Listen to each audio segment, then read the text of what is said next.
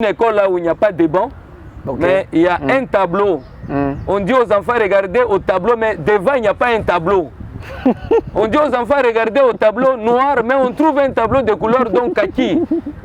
Des fois les gens disent le chef de l'État a étudié à Kalendamoudish, une école de Mbujimaï. Est-ce que c'est vrai, monsieur le président? Les autres disent vous avez étudié dans le Congo central. Est-ce que c'est vrai, monsieur le président? Où est-ce que vous vous êtes croisé pour la première fois avec Madame Denise Nyakero Tshisekedi? C'était comment? Vous étiez habillé comment?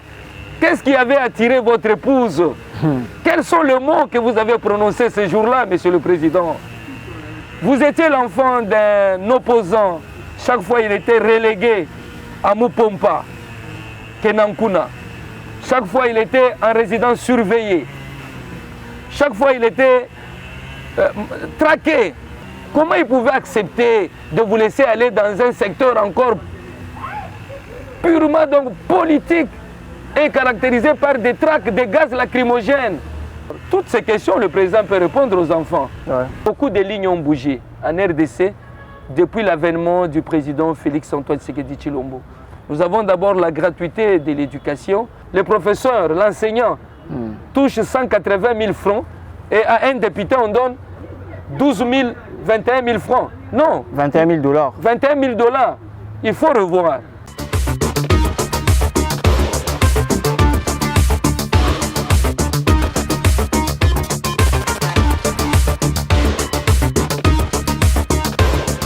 Nous sommes heureux de vous retrouver pour ce nouveau numéro de votre émission Global Politique. Aujourd'hui, nous sommes à la rencontre de M. Thierry Kasongo, à qui je dis bienvenue. Merci beaucoup à M. Jean-Richard Koualé. Je salue également tous ceux qui nous suivent dans cet espace global politique. Merci M. Thierry Kasongo. Vous êtes ambassadeur spécial pour les droits de l'enfant. Alors, première question. Comment avez-vous fait pour avoir ce titre? Parce que c'est un titre que beaucoup n'ont pas ici au Congo. Merci beaucoup. Il faut dire que pendant la période de Joseph Kabila, le régime passé, il y avait Solange Ngunda qui était ambassadeur spécial pour les enfants.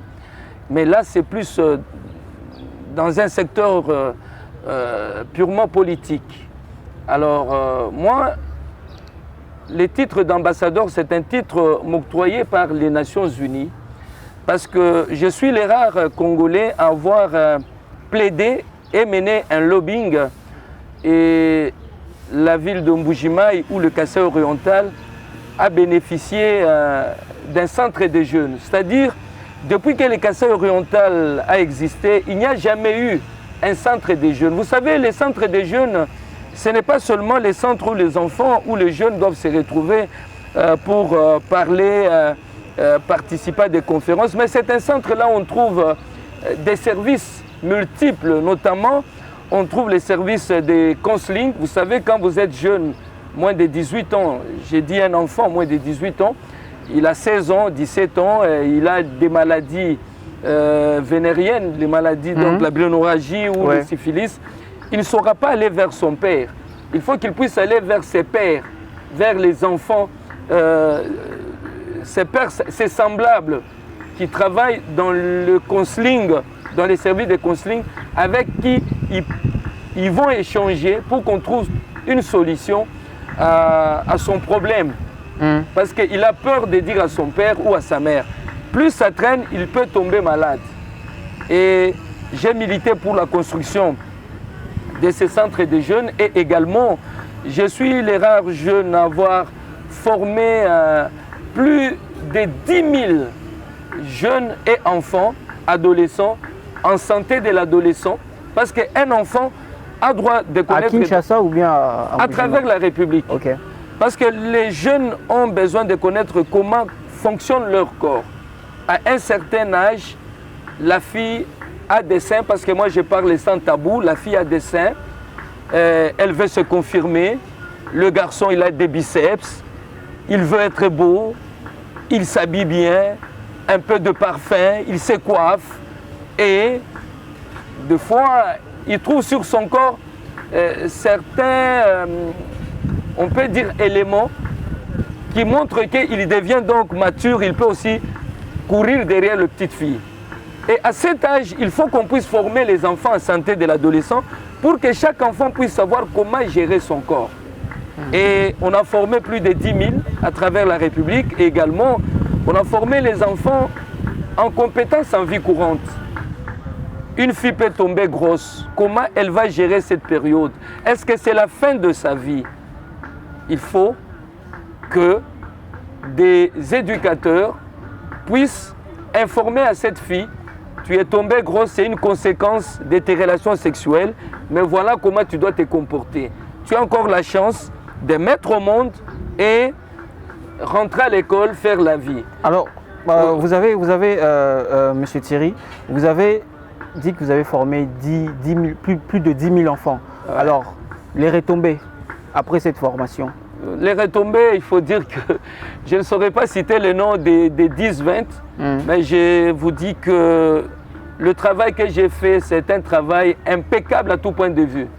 La plupart des jeunes que j'ai formés aujourd'hui sont des responsables. Je peux citer quelques-uns et je m'excuse d'avoir cité leur nom.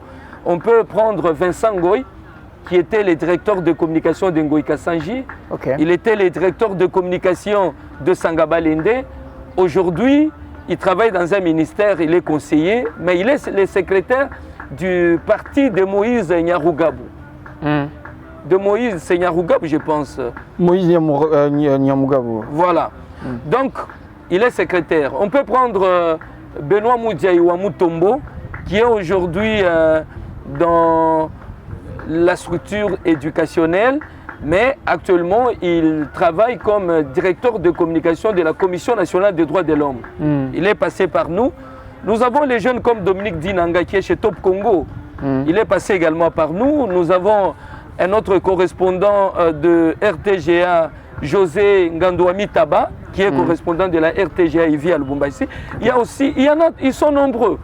Et nous avons également, au-delà de Benoît Moudiaï, nous avons Junior Théodore Ngandou, qui est passé par Télé 7. Aujourd'hui, il est dans la communication au PETENTIC. Et nous avons une dame qui travaille au bureau, au programme national sur les SIDA, PNMLS, Rachel Ndaya, qui est parmi les responsables. Donc, c'est une structure qui a ouvert aux enfants le monde. Et il y a aussi une fille, juste pour l'éloquence, elle a épaté le général en charge des écoles militaires, Rui Bassira, Obed, qu'il a engagé juste pour l'éloquence, d'avoir bien s'exprimer, d'avoir bien se présenter. Et le général a été attiré, il a dit: je te prends. Il y a également, ça il faut le dire pour remercier l'ancien ministre Gaston Moussemena, juste en échangeant avec un jeune, il a trouvé que les jeunes là, enfants, étaient éloquents. Et lorsqu'on ouvrait la télévision EducTV, les jeunes là ont été engagés. Aujourd'hui, il fait sa vie dans l'indépendance et il travaille, en même temps il étudie. Alors, les procédures, quelles sont les procédures pour que ces jeunes-là adhèrent à ce projet afin d'être formés? Comment vous faites en fait? Merci. Je travaille avec les enfants qu'on appelle enfants journalistes. Je vais commencer d'abord par définir qui est enfant. Parce que vous êtes peut-être chez vos parents, on peut vous appeler enfant. Vous n'êtes pas enfant. Et enfant, c'est toute personne âgée de 0 à 18 ans non révolus. 0, c'est dès la conception. 18 ans non révolus, c'est tout enfant qui n'a pas encore célébré son 18e anniversaire d'âge. On l'appelle l'enfant, mais celui qui reste chez ses parents, il a 20 ans, 30 ans, 40 ans, il n'est pas enfant, mais on l'appelle d'une manière abusive enfant. Mais il n'est pas enfant. Moi, l'enfant, c'est la catégorie que je vous ai énoncée. Alors, si nous voulons maintenant aller du point de vue enfant journaliste, c'est juste ce sont des jargons communicationnels, l'approche communicationnelle. Déjà qu'il n'existe pas d'enfant médecin, enfant militaire, ni enfant policier, mais maintenant, oui, enfant journaliste. Voilà, vous expliquez, enfant journaliste. Un enfant journaliste, il a l'âge de 12 à 18 ans. Nous les ciblons au sein d'une école on les forme en technique d'initiation à la communication, à l'information, pour animer des petites émissions. Par exemple, pourquoi on doit demander pardon? Qu'est-ce qu'on peut dire à cet enfant-là qui ne demande pas pardon? Et aussi des sujets, pourquoi on dit merci? Qu'est-ce qu'on peut dire à cet enfant qui ne dit pas merci? Mais à côté, il y a un pasteur, il y a un éducateur qui peut également donner la dimension comme pasteur, comme éducateur, comme journaliste. Mais c'est une émission animée par les enfants pour enfants. Donc, dans l'approche communicationnelle, l'enfant est utilisé comme un canal. Parce que la communication est transversale. La communication commence dès la conception. L'enfant commence à bouger dans le ventre de sa mère et il dit à sa mère, je suis là, je dois donc être avec vous. Voilà pourquoi la maman informe à notre papa ou à son mari que je sens dans le ventre quelque chose qui bouge. Et le papa dit, il faut aller au niveau de PZ, PMI. Il arrive là-bas, on lui dit qu'il y a un enfant. Et c'est pour dire que la communication ne concerne pas seulement les journalistes, même les cireurs, même celui qui torchonne dans votre maison, même un fou, même un chauffeur, même un médecin, chacun peut communiquer. C'est comme ça qu'on utilise ces canaux-là pour permettre à cet enfant dit journaliste, qui n'est pas l'enfant du journaliste, il n'est pas né dans une famille d'un journaliste. C'est un enfant qui est formé en technique d'initiation à la communication. Et c'est un leader d'opinion, un meneur d'hommes dans son quartier pour influencer le comportement chez les jeunes et les enfants. Donc c'est un enfant complet qui est formé également en compétences en vie courante pour voir comment on peut aider la nation à avancer. Et c'est pour vous dire que cet enfant raisonne autrement. Il peut arriver dans une école, il trouve que les toilettes sont déjà sales, les toilettes n'existent pas. Il peut informer le préfet que les toilettes dans cette école ne sont pas propres. Est-ce qu'il n'y a pas moyen que je viens le lundi, j'informe les enfants par exemple que j'ai besoin de 1000 francs pour chacun dans une école de 3000 enfants. Vous allez vous retrouver avec 3 millions de francs. Si on prend ces 3 millions de francs, pour le matin et l'après-midi, vous avez 6 millions de francs. On appelle quelqu'un, il fait un petit budget et il construit des toilettes où il retouche les toilettes et puis on écrit donc des enfants journalistes. Ce sont les quelques activités que les enfants peuvent également mener pour rendre leur environnement propre et avoir un lieu d'aisance qui répond. Vous qui chapeautez ce concept, hein, en tout cas des enfants journalistes, alors le taux de participation des enfants journalistes en RDC ou dans les médias congolais? Merci beaucoup. C'est une question pertinente, monsieur Jean-Richard. Il faut dire que la question de l'accès, la participation des enfants dans le média en RDC reste préoccupante. Sur 10 enfants, à travers la RDC, si on prend 100, c'est-à-dire qu'il n'y a que 10 enfants qui participent sur 100, dans une radio, dans une télévision. 10 qui s'intéressent. Et si nous voulons aller plus loin, il n'y a que dans les 10 là, 2% de ceux qui animent les émissions pour les enfants, par les enfants. Un enfant qui anime l'émission pour ses pairs, pour ses semblables. Donc la plupart des émissions sont animées par des journalistes professionnels, des fois qui ne sont pas formés sur le droit de l'enfant ou sur les matières, les thématiques liées à l'enfant. Et en RDC, ce qui est comme l'hécatombe, les enfants congolais vont dans le média le jour de Noël et le jour de bonne année. Après cette période, l'enfant congolais se désintéresse. Ça ne l'intéresse pas d'aller dans le média. Et s'ils vont le jour de Noël et de bonne année, ou pendant les festivités de Noël et de bonne année, c'est pour aller présenter le vœu. Bonjour papa, bonjour maman. Est-ce que les enfants ne peuvent pas animer des petites émissions, par exemple autour de mariages précoces, les enfants dans la rue, la saleté dans la cour de l'école? Vous ne trouvez pas que les sextapes? Ce n'est pas qu'en RDC, parce que bon, moi je suis les chaînes étrangères aussi, je vois moins d'enfants, hein, en tout cas participer. Non, vous vous trompez, monsieur Richard. Ok. à l'extérieur, Oui. donc en dehors de notre pays, il faut dire que la participation est presque totale. Ok. Vous savez, il y a des chaînes, même les chaînes nationales. Quelle émission, par exemple, trouve, il n'y a pas des une enfants émission pour les enfants, animée par les enfants pour les enfants. Nous prenons, je m'excuse de citer le nom, par exemple Top Congo. Oui. C'est une radio totalement bien suivie. À travers la République, est-ce qu'il y a une émission pour enfants? Non. Il n'y en a pas. Mais il y a les émissions interactives, là où les gens interviennent, les gens suivent, les gens sont captivés par la manière d'animer ces émissions-là. Mais il n'y a pas une émission pour enfants, animée par un enfant. C'est comme ça que je plaide auprès de Christian Lusakweno. Pourquoi pas auprès de Madame Elengue Sylvie de la RTNC et les différents directeurs de programmes Richard Chako et les autres, de créer, d'ouvrir leur grille de programmes. Jésus avait dit, laissez les enfants venir vers moi. Est-ce que les directeurs des programmes de la RDC ouvrent la brèche pour laisser aux enfants s'exprimer?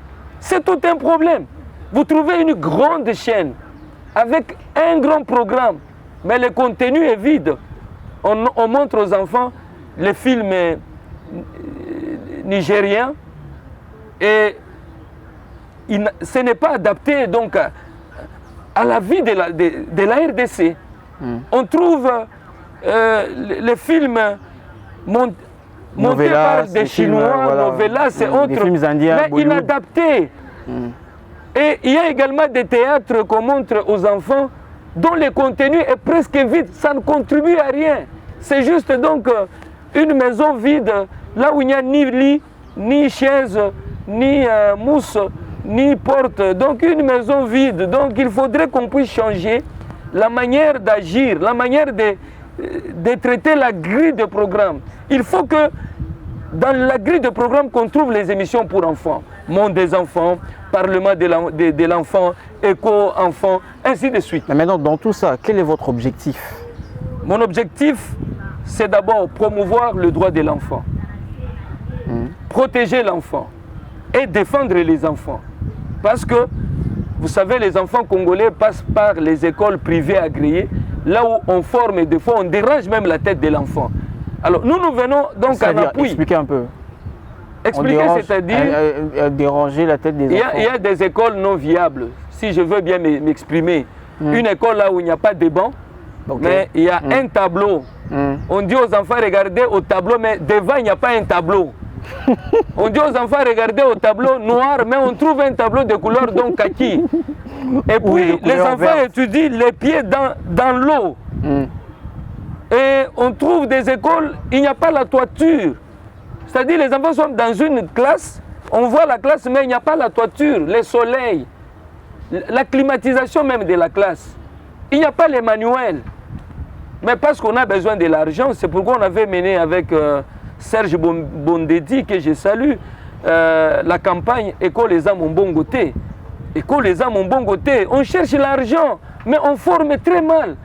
Si vous avez un enfant qui vous dit je suis en 4e primaire, mais il ne sait pas s'expliquer, il ne sait pas donc s'exprimer. C'est de l'hécatombe, c'est méchant. Moi récemment, j'ai croisé un enfant en cours de route, enfin pas en cours de route, mais un enfant, enfin l'enfant d'un vieux. Je lui ai posé la question, tu es en quelle année? Il me dit non, je suis en 2e primaire.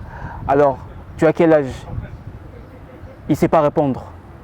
Il ne connaît même pas le nom de son père et de sa mère. Voilà pourquoi quand la RTNC fait un communiqué, on a ramassé un enfant ici, il a 8 ans, mais il ne connaît pas le nom de son père et de sa mère.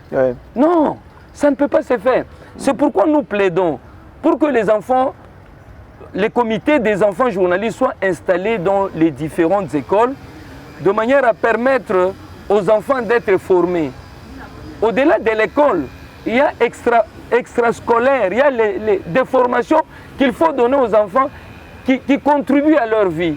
C'est pourquoi le mouvement des enfants journalistes joue un rôle important dans l'éveil de conscience de l'enfant, mais également essaye de donner à l'enfant la possibilité de comprendre qu'il faut être autonome. Dans la vie, il ne faut pas attendre que ton père puisse écrire la lettre de demande d'emploi. Ce n'est pas toujours demander à son père d'aller te présenter chez ses amis pour qu'on puisse t'engager. Moi, j'ai des enfants qui animent des émissions dans des télévisions, qui sont allés seuls, qui viennent seulement me dire, Monsieur Thierry, j'étais dans telle télévision, j'étais à Télé 7, j'étais à la radio 7, on m'a donné une émission. Mais je cherche le nom de l'émission. J'ai dit, bon, ça peut être le monde des enfants. Ok, j'adopte. Et l'enfant commence à animer l'émission pour les enfants. Et c'est important que de telles structures puissent se multiplier pour que nous puissions organiser. Il ne faut pas attendre le 16 juin, la journée de l'enfant africain. Il ne faut pas attendre les journées mondiales de l'enfant le 20 novembre. Il ne faut pas attendre la journée des enfants albinos pour amener les albinos. Non, il faut donner à ces enfants-là la possibilité d'animer des conférences dans leurs écoles, de défendre le droit de l'enfant et de comprendre la quintessence et aussi les conséquences quand on n'est pas formé. Vous savez, la personne qui n'est pas formée, il a des problèmes. Donc tu ne peux pas défendre le droit si tu ne le connais pas.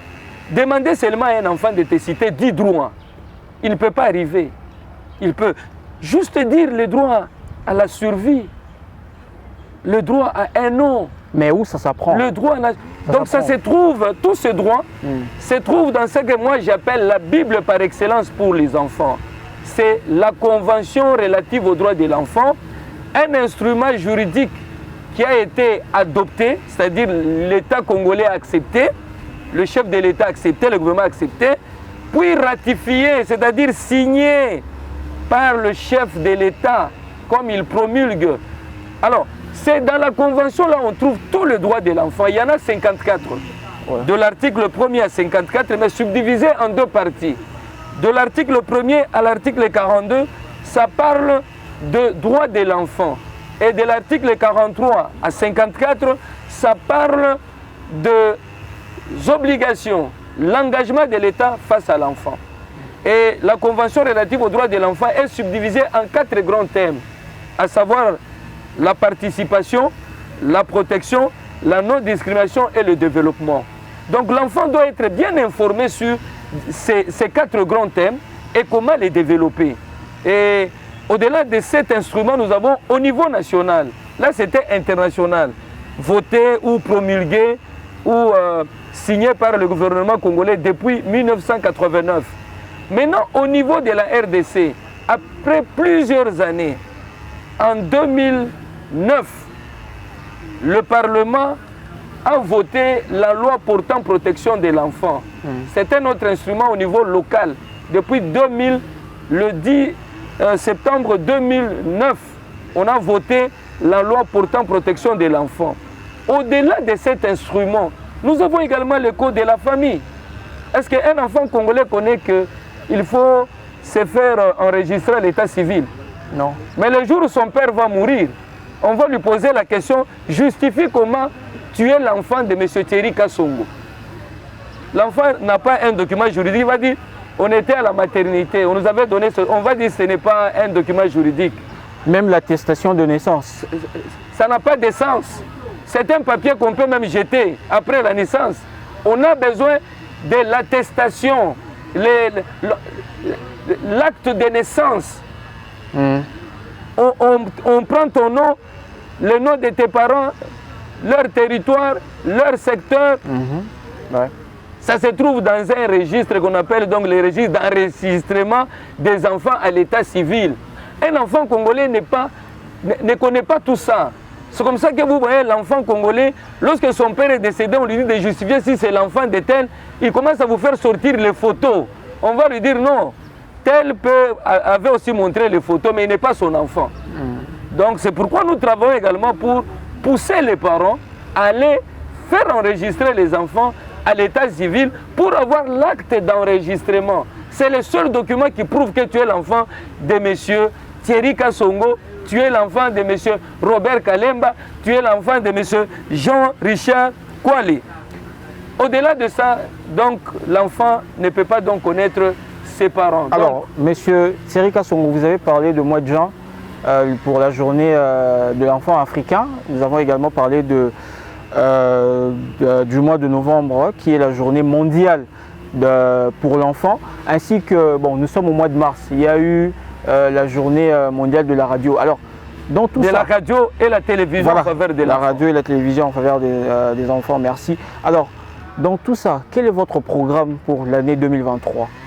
Oui, pour l'année 2023, nous sommes en train de plaider auprès du chef de l'État, de la Première Dame, du président de l'Assemblée, du président du Sénat, des ministres en charge de l'enfant, mais aussi certaines personnalités qui s'intéressent à la question liée à l'enfant, d'ouvrir les portes aux enfants à travers ce que les enfants appellent la séance académique. Et quand vous regardez sur votre Google, vous allez constater que le président Sarkozy, un moment, il était avec les enfants dans une école. Vous allez constater que le président Macron était un moment face aux enfants. Même le président Vous allez Obama. remarquer que le président du Congo-Brazza ou Obama était avec les enfants. Donc c'est un moment où les enfants veulent s'inspirer d'une personnalité. S'inspirer. Comment le chef de l'État est arrivé président de la République? Comment le président de la République a fait l'école primaire, les secondaires? Comment il s'était choisi l'option? Comment il s'était choisi la section? Comment, qui avait influencé l'option ou la section?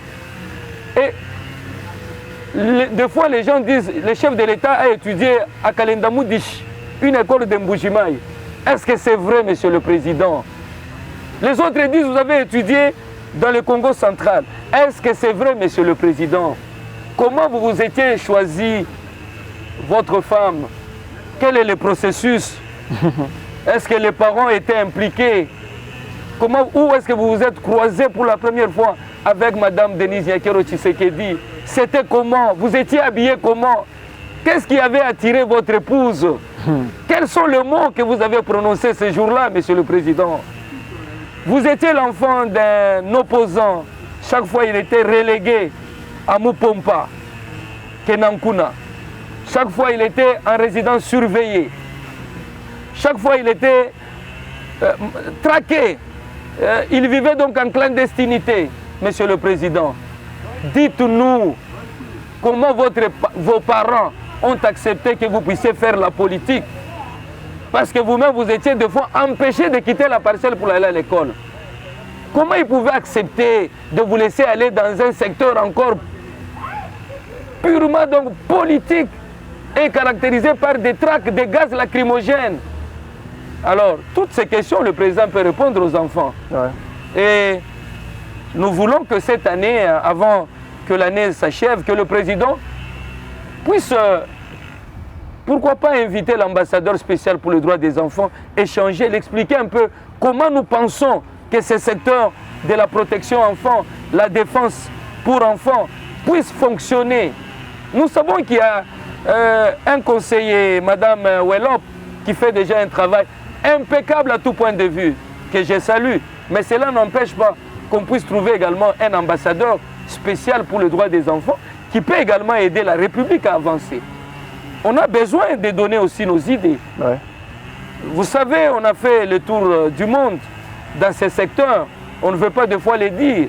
On a envoyé également les enfants à l'extérieur du pays, comme Ngandoumou Pompa qui est au ministère de Pétentique, Madame Rachel Ndaya qui est au niveau des PNMLS au bureau Rakoj. Ils sont allés d'abord en Afrique du Sud pour étudier comment on gère les centres des jeunes. Ils quittaient là-bas, ils sont allés au Sénégal pendant 2 mois de vacances pour étudier comment on gère un centre de jeunes. Nous avons combien de centres de jeunes au Congo? Nous avons combien de bibliothèques? Nous avons combien de centres conviviaux? C'est les centres là où on peut, que les enfants peuvent aller étudier certaines notions sur le droit et comment il faut gérer leur vie. Et nous en avons combien? Les centres d'attraction, on en a combien? On a construit les centres d'attraction sur l'avenue Lumumba. Moi, j'ai toujours été contre. Parce que le jour où il y aura donc le track, les véhicules à long, on l'appelle track, c'est comment encore le nom? Le track, comme on l'appelle dans les jargons de Lubumbashi, les camions qui vont vers Congo central pour transporter les histoires là qui sont trop longs là. Ouais. Alors, si ça roule vite et ça déborde vers l'espace qui se trouve à côté de l'avenue Lumumba, là, les espaces des centres d'attraction, vous pouvez les mettre même à la Fikine, parce que là-bas c'est dangereux. Mais la Fikine, on est en train de... Oui, on peut prendre toutes ces histoires-là, on les amène à la Fikine. Parce que les enfants ont besoin des centres d'attraction. Parce qu'à Kinshasa, nous en avons combien? Des centres viables. Ce sont des centres là où on cherche l'argent. Mais les centres là où les enfants peuvent aller donc jouer le week-end sans payer. Peut-être avec le frais moindre, le coût très bas. Mais ici, quand vous allez, non, je parle d'un tel centre, on te dit de payer $5 par enfant. Fois nombre d'enfants. Comme il y a l'autre qui est alimenté pour ne pas faire oui, on ne veut pas faire la publicité, ben nous disons voilà, qu'il faut qu'on puisse construire les centres de jeux. Apparemment, c'est réservé juste pour une classe de Et je souhaiterais qu'un jour que je rencontre également la première dame pour lui demander de construire la cité de mon enfance dans les quartiers périphériques, hein, vers Ntsele ou la route Bandundu. Qu'on trouve un endroit là où on peut avoir donc... je ne sais pas, la cité 10 hectares.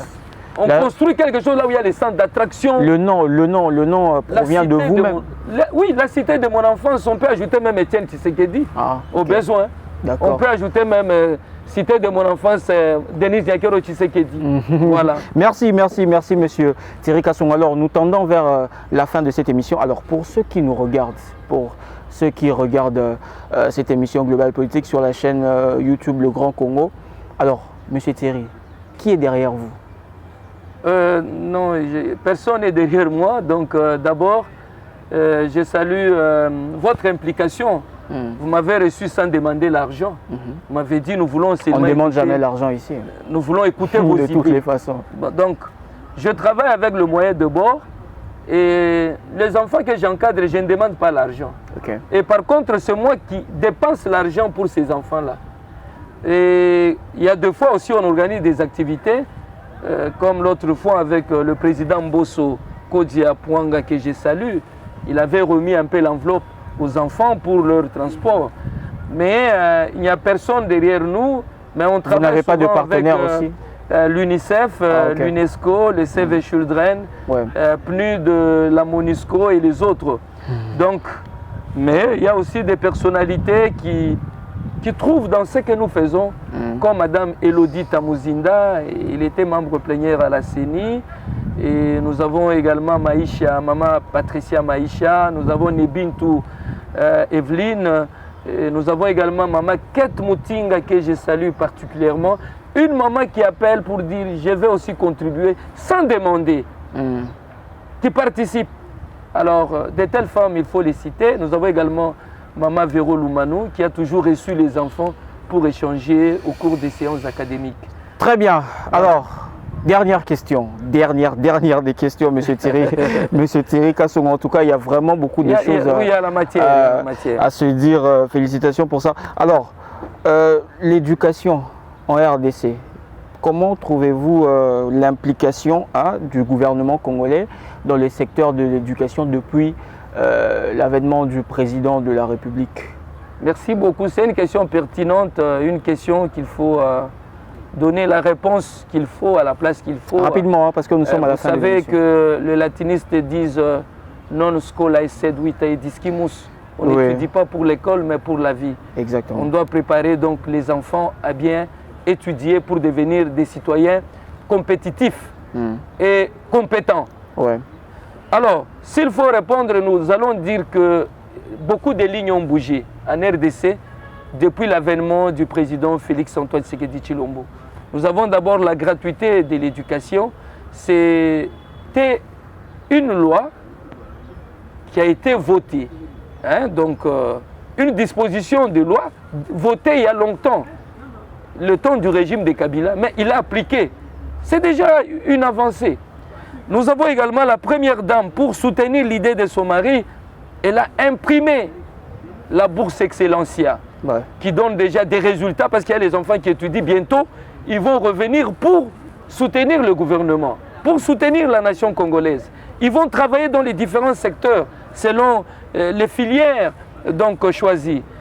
Et au-delà de ça, nous estimons qu'il faut que le chef de l'État ouvre bien l'œil et d'une manière correcte pour voir ce qui se passe dans ce secteur. Mais est-ce que, avant de continuer, M. Thierry Kassongo, il y a aussi un problème qui se pose au pays, c'est les enfants qui n'ont pas de travail, qui n'ont pas de job. Il n'y a pas de job pour enfants. Est-ce que vous plaidez dans votre programme ou dans votre vision, est-ce que vous plaidez par rapport à ça? Oui, les enfants n'ont pas le droit de travailler, mais les jeunes qui terminent, non, les enfants ne peuvent pas travailler, ils doivent aller à l'école pour se préparer. Mais à l'extérieur du pays, il y a des enfants qui travaillent dans les restos, ça des dépend petits de jobs. la manière dont l'enfant a été conduit à étudier. Vous savez, en Chine, un enfant peut te monter un téléphone déjà donc à l'âge de 7 ans.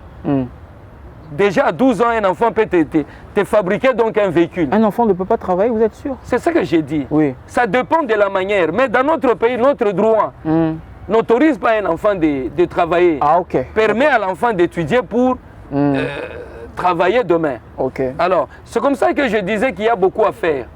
Il faut qu'on puisse construire des bonnes écoles. Ok. Qu'on ne puisse pas trouver les enfants dans une classe de 100, de 200, de 300. Ouais. Qu'on ne puisse pas trouver une école qui n'a pas de fenêtres, qui n'a pas de vitres, qui n'a pas de clim, qui n'a pas... Donc une école où il n'y a pas de toilettes. Non, il faut qu'on ferme de telles écoles. Il faut qu'on puisse trouver les écoles viables qui permettent à ce que les enfants étudient dans les conditions requises et dans les conditions qui répondent aux normes. Ouais. Qu'on trouve un tableau, qu'on trouve des bancs, qu'on trouve des professeurs, qu'on trouve les manuels scolaires. Alors, jusque-là, malgré la gratuité de l'éducation, il y a des femmes, des hommes qui se donnent, mais l'argent qu'on donne pour la gratuité, peut-être c'est 30 000 francs qu'on ajoute sur l'argent. Il y a vraiment... Je voudrais que le chef de l'État puisse encore revoir, oui. Parce que comment un député qui a l'intelligence donnée par un professeur, le professeur, l'enseignant, touche 180 000 francs et à un député on donne 12 000, 21 000 francs. Non. 21 000 $. 21 000 $. Il faut revoir. Il faut revoir. Il faut que l'enseignant congolais puisse toucher au minimum comme un magistrat. Au minimum même 1 700 $. Ça ne va faire ou du mal à 2 000 personne. $. Merci beaucoup, monsieur Thierry Kassongo. Je rappelle que nous étions dans cette émission globale politique avec monsieur Thierry Kassongo, ambassadeur spécial pour les droits de l'enfant en République démocratique du Congo. C'est la fin de cette émission. On se retrouve très prochainement. Paix et amour sur vous. Ciao.